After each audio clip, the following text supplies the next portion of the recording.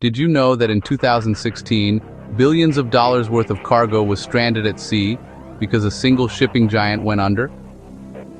It wasn't just a few ships or a handful of containers. This was a global crisis that rippled through every corner of the world's supply chain. Suddenly, products people depended on were stuck in limbo, and the world watched as a titan of trade faltered. That's right.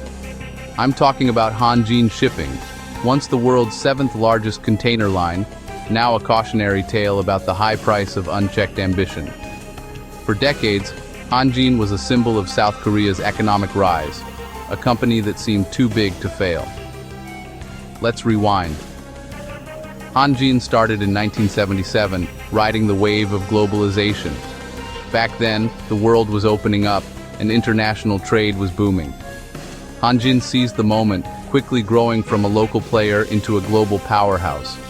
In its prime, Hanjin moved nearly 4% of the world's containers.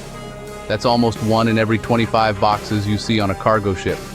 Their massive fleet connected continents, delivering everything from electronics to clothing, fueling economies, and shaping the way we live.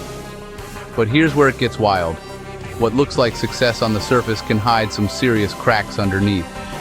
Behind the scenes, the pressure to keep growing was relentless, and the risks were mounting.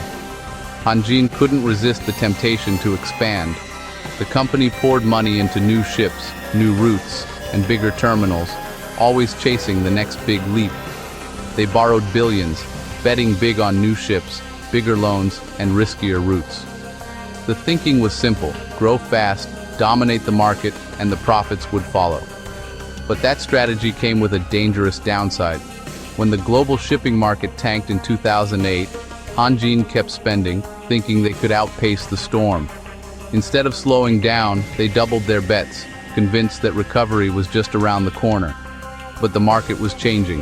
There were too many ships, not enough goods to move, and rates kept dropping. The industry was flooded, and profits evaporated almost overnight. Instead of scaling back or restructuring, Hanjin doubled down. Greed took the wheel. The leadership gambled with the company's future, hoping for a turnaround that never came. They wanted to be number one, no matter what. The drive to outdo competitors blinded them to the mounting risks and the warning signs flashing all around. By 2016, the company was drowning in almost $5 billion of debt. Creditors were circling, and the financial strain was impossible to hide. Banks pulled the plug, and suddenly, 66 ships loaded with cargo were left adrift. These weren't just empty vessels. Each one was packed with goods destined for businesses and families around the world. Ports refused to let them dock.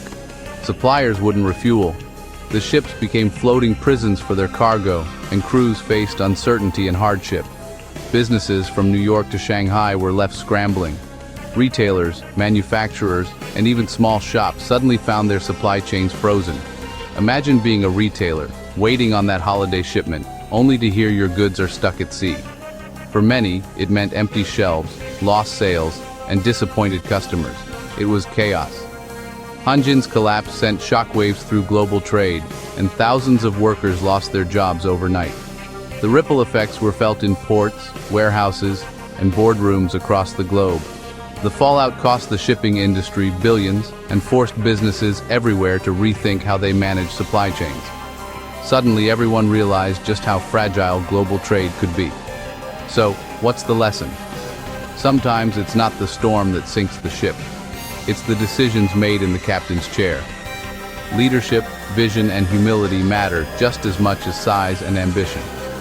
Greed and overconfidence can turn a cargo titan into a ghost ship fast. The story of Hanjin is a stark reminder that no company is unsinkable. If you found this story eye-opening, don't forget to subscribe for more business deep dives and real-world lessons. There's always more to learn from the rise and fall of giants.